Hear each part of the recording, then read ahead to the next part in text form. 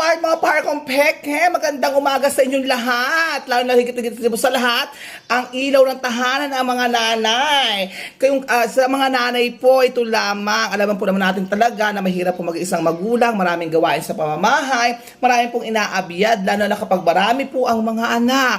Lalo na kung wala po tayong katuwang sa buhay. Kaya kung kayo mga Mart, mga parkong peke dyan, mga kananayan, kaysa naman kayo po ay makipagmarites sa kapitbahay, at tayo po ay makipagchismisan siya ng ilang oras, ganito na po ang gawin natin mga Mart, mga parkong peke. Alam naman po natin, kapag tayo nakipagchismisan, ay tayo lamang naman po ay may may kaaway or may kinaiinggitan o aminin po natin hindi o kaya po naman ay may pinag-uusapan tayo na dahil bakit umangat yung isang ganon, bakit guman. Kaysa naman po tayo mga Mart, mga parkong peke, dahil makipagchismisan, ang gawin na lang po natin guys ay mag-ipon na lang po tayo ng pera.